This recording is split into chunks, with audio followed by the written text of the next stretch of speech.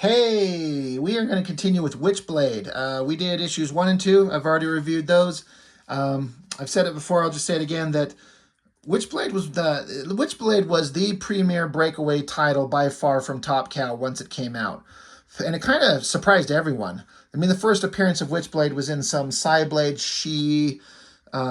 Billy Tucci's character, a crossover, and Witchblade showed up in that book, was the first appearance of her. But the version, like, she looked sort of the same, but the characterization was very limited and very brief and not the same what it was here. But the writers got together on this book. They got Michael Turner, who was kind of just a up-and-coming kind of nobody, really. I mean, he'd done a couple things, and everyone's like, oh, he's just another kind of Top Cow guy. But sometimes the universe just aligns right, and you get the right character with the right artist and the right story, and it just works, and it connects, and it takes off. And I was 100% invested in this book. It didn't read like a standard, ridiculous, stupid Image comic superhero book. It's not superhero. It's more fantasy. There's not like characters in spandex that have a team and a jet they fly around in to go fight Doctor Doom or something like that. All of which is fine, but we've seen it a million times. This chick is just a cop. Clearly the sexiest cop you've ever seen, the way Michael Turner draws her. But there's this weird, mysterious gauntlet, this metallic techno glove with these magical jewels in it. And no one knows what it is. It's like this legend in the story of this magical gauntlet that can only be wielded by women. And it won't just attach to anybody. And it got attached to her. And she doesn't even understand what it is, but it's connected to her, and she's lost. She doesn't understand. She doesn't know. It's a slow build to get her to kind of understand what this thing is. I believe the first 8 issues of this series is what it is. The first 8 issues were like the opening main story arc, and it reads like a good movie, but it gives plenty of time for the story to like slowly build up the weapon and what it does. And like I said, I was just hardcore into it. And Michael Turner, I didn't particularly care for him as an artist when he started, but as the book went on, it's kind of like him and, Joe Mad was out there getting established, and J. Scott Campbell was getting established. And it's kind of like there's a little bit of I don't want to say a rivalry, but each one of these studios, like J. Scott Campbell was the Gen 13 guy who drew hot girls and funny, awesome stuff with the Gen 13 book, and he was like the premier new guy. Michael Turner was the premier new guy at Top Cow, and he started overshadowing everybody, including Silvestri, as far as popularity and sales. This thing just took off. And so you got the story, David Wohl and Christina Z. Now, I think in the first 2 books, this Christina Z was like a story assistant listed down low, but starting here, I think it is, they moved her up to like main story creator. Like she was involved in the story and helped craft it. So it's David Wohl, Christina Z, and then Michael Turner. He's listed as co-plot too. So they all got together. The writers. So I like you got kind of an established writer, and then you bring a woman on to help give like a woman perspective because it's a female character. I actually like that idea. It's not necessary. It's not a defining trait that has to happen, but why not, given the opportunity? If you got a girl who's a writer and connects with the character and has good ideas, bring her on to give a feminine perspective on a feminine character. And I felt like I could feel that influence in the story of the book and the woman as the character. And I attribute it to her. And then Michael Turner, the artist, they don't just like hand a story to him that he has no say in and says, go draw this. He gets to like say, hey, maybe we should do this, or this is they get together and craft the story, and I love it. D-Tron on inks, he did really good work on top of Michael Turner. But anyway, the last book ended with in the first issue, Sarah Pazzini, the Witchblade, she got the weapon, but she has a partner, a cop partner who got shot to death. So she ended up getting the Witchblade gauntlet, and it could do all kinds of weird, crazy, unbelievable things. So after a day or 2 or whatever, she went to the morgue at the police station, I guess, or wherever, not the police station, wherever the dead body of her former partner is. And in the end of the last issue, she was trying to see if this gauntlet could maybe bring him back to life. So she reached over and put his hand on his body and kind of like, almost like prayed to God or something like that something would happen, and nothing did. So she took her hand off him and turned her back and kind of like leaned up against a wall and it's just like, this is the stupidest thing I've ever done. But what she didn't see in the very last panel is that his body sat up and looked at her. And she's sitting here saying, she's like, you know, no miracles today. I was thinking I was Sarah the Almighty, with my trusty sidekick, the Holy Glove. Jesus, this is sick. What in the hell was I thinking? Like she could raise the dead? How stupid is she? It worked. Somehow. She says, next time I get an urge like that, I'm going to check myself into the county. And then she looks. And so his creepy zombie body sits up and he's like making gurgling sounds. She freaks the fuck out like she should, backs up against the wall. I love this shot of like the face and the hands covering her mouth. I think that's really well done. She's freaking out. It's like, Michael, you're alive. And so she walks over to him and she hugs him, puts her arms around him. She's like, oh my God, don't do that again. She's like, next time call for backup. She's like, I can't wait. She's like, just so, oh my God, he's alive. This is so great. But she notices his heart's not beating. She says, you're so cold. I should keep you covered. No, it's this room. We gotta get you out of here. And he just says, kill. She's like, what? He says, kill me. She's like, I know, it's this place. It's cold. I'm going to get the car around here and we'll get you home. But she notices there's no pulse. He's not alive. Is this really what I want to do? So it's kind of fucked up. But then he kind of convulses in energy. She freaks out. You can't, and boom, he just drops dead. And that whole like horrifying scene is over. So she's so fucking mad. She takes that gauntlet off and she pulls it off, or she goes up to like this trash drop off and she pulls the glove off. Now I thought this was an interesting scene right here on this small panel. She's pulling the glove off her, but the little claws at the base of it are like holding on to her. It's like gouging into her skin, trying to stay on here. So she tosses it into the garbage or a vent or something like that just to get rid of it and walks away. Somebody in the distance kind of saw it. Meanwhile, she gets a cab, she gets home, and then Michael Turner doing these great panel layouts. I mean, it's kind of artsy with these little panels, leaving some negative space. Is it necessary? I don't know, but it looks good. And he can draw backgrounds. Look at these buildings, these interiors of this apartment. Looks really good. And I always like this shot right here. The eyes, the nose, the kind of the cross-hatching lines on the shading on the nose there and the hair. Really well done. I think this is the issue where, I mean, issue one, the art was fine for what I thought at the time. But with like a lot of these artists, they have to they start somewhere. And once they get on this book that clicks with them, they advance really fast. And you see just exponential growth. It was the same with J. Scott Campbell. I didn't care for the Gen 13 original miniseries. I never picked it up ever. And I didn't start picking up until issue 4 or 5 of the regular series because I noticed that his artwork suddenly God, this actually looks good now. And it's kind of the same thing with Michael Turner. You get on this book and he just starts getting better and better. And so, the cop, Sarah Pizzini, she's got these other characters, these other people that she knows in her life. There's this young teenage girl, another cop, friend of hers.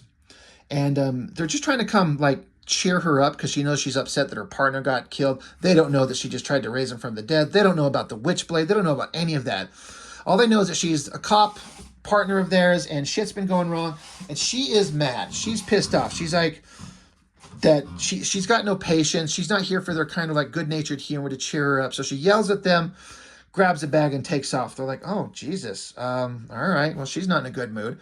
Cut to a scene. They're at a gym. And so this, an opportunity to draw a big sexy shot of her. And, I've mentioned this before about Michael Turner's artwork. He's got a definite vibe or a style, especially when it comes to female figures, like so many artists do. J. Scott Campbell did. Joe Madureira did, Jim Lee did, Mark Silvestri did. Everyone draws the hot girls in a certain way. And Michael Turner draws them very kind of tall and lanky and skinny. It's not my favorite, but the design of everything, the details on everything, the coloring looks spectacular. I was like, this is such a goddamn good book. I'm having so much fun with this. I kind of felt like at the time, when was this printed? 96. I just felt like, I think we're onto something special here. Anyway, she's pissed off, and so the text boxes are just her inner thoughts of, she can't get weak. She's got to be strong. She's got to get her shit together. She's like, can't let him get to me. I can't let anyone get to me. She's got to keep her walls up. She's got to be strong.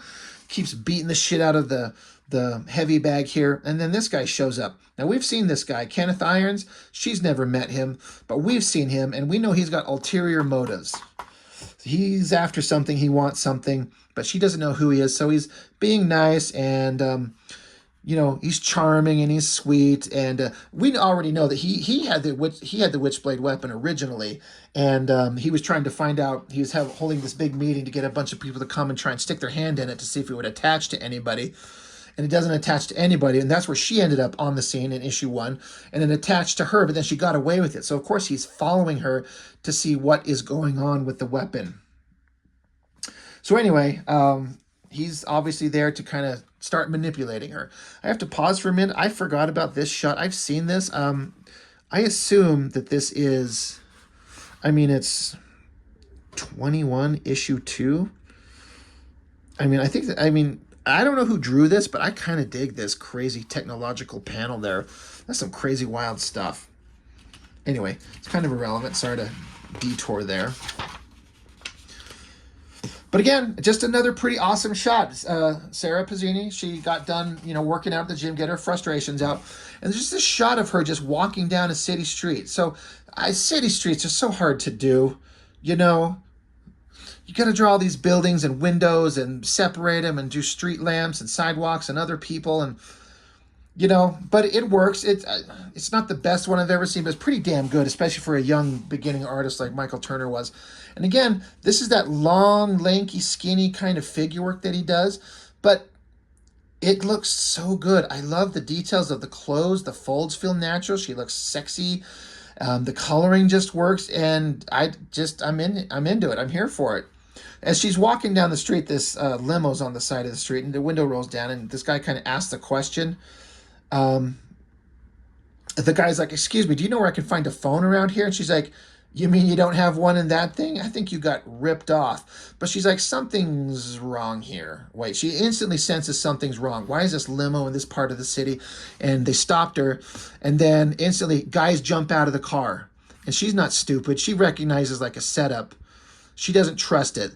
Close up of her eyes. Love that shot of her eyes. So she kicks the door into the dude, takes off running, looking behind her. She doesn't see the guy standing in front of her there. She plows into him. He's got a taser, zaps her, knocks her out. Again, as it is with these comic books, we're not going to miss the opportunity to draw the girl in a sexy pose. But I like it. And this is one of those few times back in the day when I was reading comics to start, I really started just noticing the inking. These way that these thick lines kind of go from like thick to thin, the way that this is inked. And I started to notice the inking as a aspiring artist. It just stood out to me, and I loved it. Anyway, she gets knocked out, and then I talk about this, like the use of a double page spread for great effect. Michael Turner, I did a review on Pitt recently, issue 6, and I talked about in that book how Dale Keown knows how to utilize the double page spread to great effect. Well, so does Michael Turner, and he's drawing difficult shit. This isn't a double page spread of a giant monster surrounded by blood and guts or some sexy babe with her tits and ass pointing at us. She's just drawing New York City, the Statue of Liberty, and a giant yacht. And I respect the use of that. Like, can you imagine Liefeld trying to do this? This scene would be a tiny little panel, and then it would be some close-up of some hot babe or some shit like that. Like, this is so good. It's such a good use of the space. It puts you in the setting. And then we got Sarah, she's waking up, some scummy ass bad guy, and we got this kind of luxurious interior of this yacht. I gotta shout out the colors again. Man, Top Cow just really knew what they were doing. Looks so good.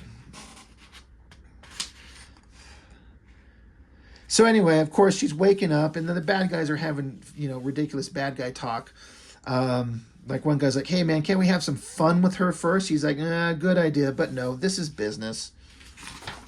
So, rape jokes. But somehow they got a hold of the Witchblade gauntlet. Like, she tossed it in the garbage or whatever, and this guy back here witnessed it. So I guess he was tracking her, following her. So he saw it. So now they've got it. So they've got it, and he says, I think you dropped this. And the guy says, I don't know what this is, but I hear you do. Put it on. She says no. He's dropped it in front of her. He just quietly says to her again, put it on. She says, go to hell. And so the guy says, oh, I'm sorry. Am I bothering you with my silly request? Maybe I'm not making myself clear. He puts the gun against her skull. He's like, are you shaking? Are you afraid? Are you excited? She says, don't flatter yourself. And so he just, all right, this is just such an inconvenience for you, isn't it? No more games, bitch. Boom, shoots her in the shoulder. Pow, now she's wounded, and a bullet to the shoulder is a really bad wound. The movies on comics always portrayed as like a simple little thing that doesn't really matter, but that really tears up your body. He's like, now, be a doll and put it on. She says, you're gonna die, which is pretty badass of her. He says, promises, promises. I've dealt with your kind before, he says. He shoots her again in the other shoulder, knocks her back. He says, like, you're one of those cops who likes to get shot, makes you think you're a hero. Well, here's a present. Sorry, you'll have to bleed to death. Too bad. You're pretty hot. I like this shot of the guy's face, the rendering on the shading and all that right there. It's a good shot. And I like the shot of her taking the bullet in the other shoulder. So she's lying on the ground. There's the gauntlet. And this is kind of a similar way that she was in the first issue. She got shot multiple times, was lying on the ground, and the gauntlet was just sitting out of reach. And she didn't know what it was. She didn't even see it. She didn't really know it was there. And she just kind of instinctively reached out, and it kind of grabbed onto her. And she's saying, it's kind of ironic. Here I am again, full of bullets, and the gauntlet's right here. So she's only got one option. She either bleeds out and dies, or she puts it on again, even though she doesn't want to. So she reaches out for it. All the stupid bad guys in the background just having a drink. They're not watching her. But then you see the little tendrils from the gauntlet reach out to her, grabs onto her. And then the bad guys see some glowing light. They turn and look.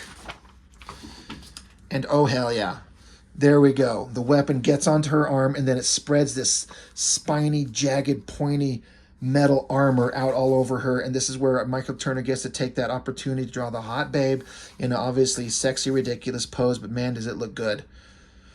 They're like, what the hell is going on? Oh my God, they freak out. She stands up. This is a good shot, but I actually prefer this panel. I think this shot of her right there where she's standing up, I actually think that looks a little bit better. I like the pose better. Again, it's that super skinny. I mean, like, she's got like these tight, like, sweatpants on, but they're so tight on her. She almost looks like she's naked.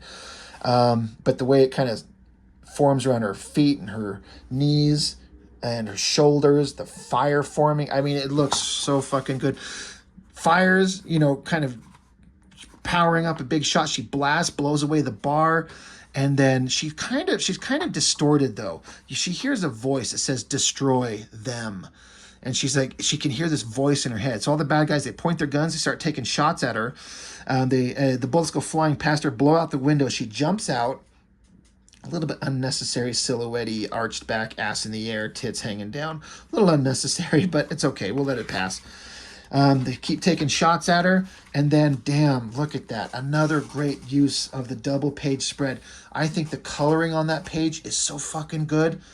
And, I mean, if you know Michael Turner, he ends up, after he leaves Witchblade, he goes and does Fathom, where it's all about a girl who's underwater and water powers and the oceans. And you can, not knowing that at this time, but you can kind of see it here. Look at the coloring, though. I mean, there are color tones in there I would just never think to use. It is so well done. I have to shout out the colorist, Jonathan D. Smith. That guy, man, I love it. The face, it's a great angle. The flowing hair, basically the only thing that's really drawn with any real detail, her face, her hair, and this one arm. And then her other arm behind her is kind of faded out. And then you get the indications of some basic lines of her body. But then it's just all colored in. The bullets zipping past her. I'm sorry, I know I'm spending a lot of time on this, but I think it looks incredible. Like, for a modern day comic with all the great modern day coloring, I look at a lot of old books and I kind of go on about how those old books on newsprint look so goddamn good. And sometimes the new comics with the shiny paper and the new coloring, it just doesn't look as good. Sometimes it just fails, but sometimes it just works perfectly for the story, the character, the situation. This looks incredible, and it's just such a great use of like making comics artistically exciting, and it just works here. Michael Turner is great. There's a bunch of text about, you just get into her head. You know, a lot of stuff that I'm not going to go over, but, you know, it's just her thinking about what's going on. She's alive because of the Witchblade. It endangered her, then it saved her. And it says here that as she realized that as long as she wears it, she shares her mind with it. And that when she first got it on her, it kind of pushes aggressive thoughts into her head. And she has to fight that. But she's like, I'm going to have to accept what this thing is. Anyway, love that. Medieval Spawn Witchblade, big, you know, little random tangent right here. I already reviewed that. Pretty damn good book. All things considered, love that splash page. Anyway, the bad guys are like jumping out onto a little boat. They got to go chase her down. She's swimming. They're like, God damn, she gets away with the weapon. It's all our asses. We're in trouble. So she's swimming over to, the Statue of Liberty Island. They're zipping over there on the boat. So she was able to, the Witchblade must have like shot her over here really fast for her to reach that kind of distance. But there's this voice that says to her, it says, we can do more. It's like the Witchblade is talking to her. Love this shot of her face, her hair hanging down. Bad guys are showing up. They're getting there real close. They see her running. And she's saying, I know, whatever you are, I can hear you. All I hear is you. You're driving me crazy. But right now, maybe we could work together. She's trying to like talk to this thing, dude. Like, come on, like, fucking, like, we're going to have to work together. She's accepting this role that she's got. So they get her cornered. And so she puts out her hand and she's trying to get it to do something. And I love this shot, the close-up of her face, and then the way this hand is rendered. Such a good hand with this techno-organic Witchblade weapon. And so I think she's probably trying to get it to shoot like a flame blast like it did before at these guys in front of her. But it shoots a spike thing out to the side, which she didn't intend to do. But there's a dude sneaking up on her on the side, so it zips around behind her around the corner and takes out that guy. And these other dudes are like, all right, fuck this, I'm out of here. So she says in her head, she's like, thanks. And the voice says, run. But then she's like, well, what? They're gone. And some lights from above. And then the voice says, now, like, run now. So the lighting changed with these lights zapping down on her. So the coloring kind of shows like she's being lit up with some lights. She puts her hands up. What is she seeing?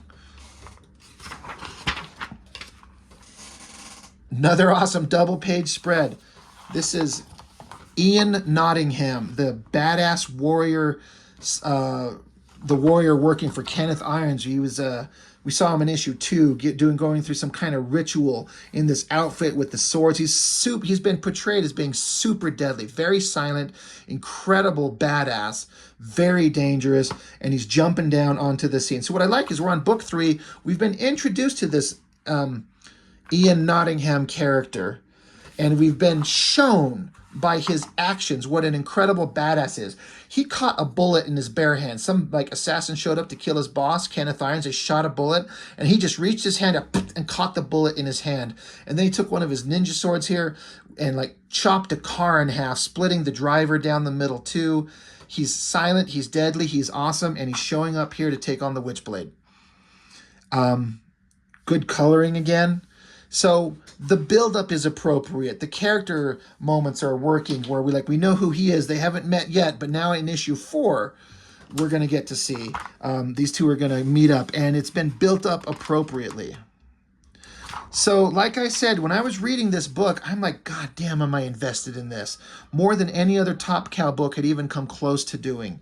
I was super invested in this. I was getting into it. I'm like, finally, a character from one of these Image comic books that I'm into. I like it. I like the way the story's being shown, the way the story's being doled out in small doses, but everything is interesting enough in every book to keep you invested, but have enough interesting parts in each individual chapter. I was just super on board with it.